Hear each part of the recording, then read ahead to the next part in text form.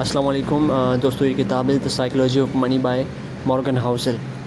18 points में मैं आपको इसकी समरी एक्सप्लेन कर दूंगा। ठीक है, पहला जो पॉइंट है वो है basically no one is crazy.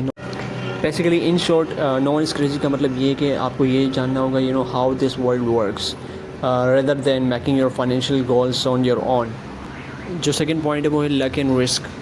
Luck and risk का मतलब ये है कि जितना भी आप एफ़र्ट डालते हैं किसी बिज़नेस में, तो उसका आउटकम जो है वो गारंटीड नहीं होता। लक एंड रिस्क दो फैक्टर है जो कि उसको भी ध्यान में रखना पड़ता है।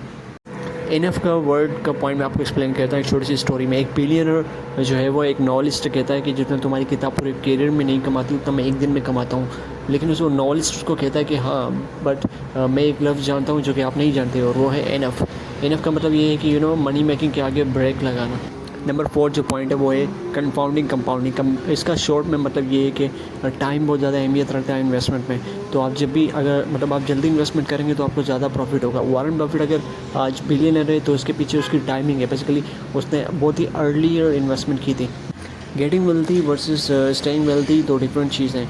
ठीक है, गेटिंग वेल्थी का मतलब ये है कि आपको गेटिंग वेल्थी के जो एक पॉइंट है उसमें तो आपको बहुत ज़्यादा एफर्ट चाहिए होती है, और आप रिस्क लेके बिज़नेस स्टार्ट करते हैं। फिर आपके पास पैसा आता है, उस पैसे को मेंटेन करने के लिए क्या चाहिए होता है passion, humility.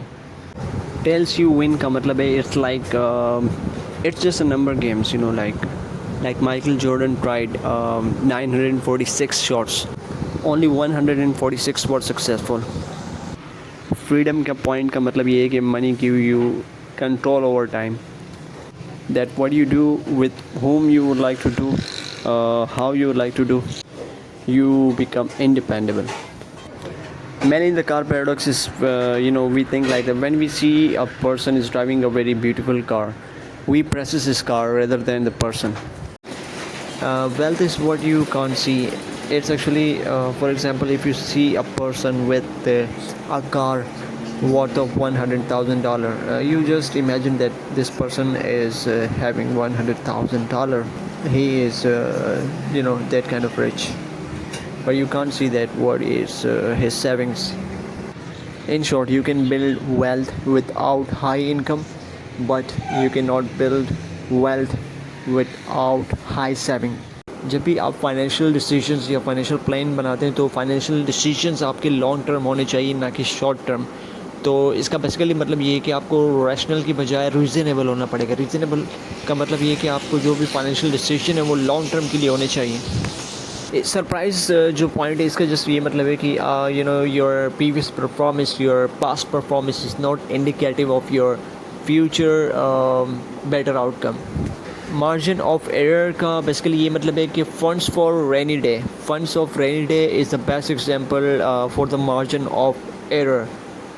Basically you will change का मतलब ये है कि take care of your future upcoming business.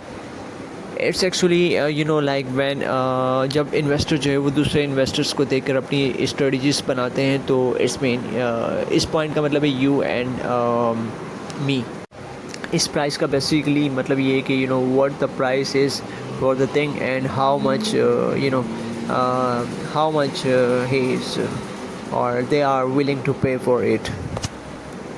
Actually पैसिमिज़म जो है वो ऑप्टिमिज़म से जो है वो ज़्यादा इंपॉर्टेंस रखता है। अगर आप देखें तो बेसिकली पैसिमिज़म जो है वो फेलियर ऑफ बिजनेस के रिस्क को कम करता है।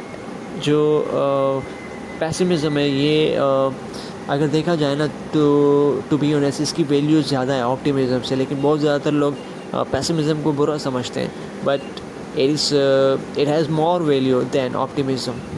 ये जो पॉइंट है इसका बेसिकली मतलब ये है कि व्हेन यू बिलीव एनीथिंग, इसका मतलब ये है कि basically there is a lot of things that you do not know and you do not have control over.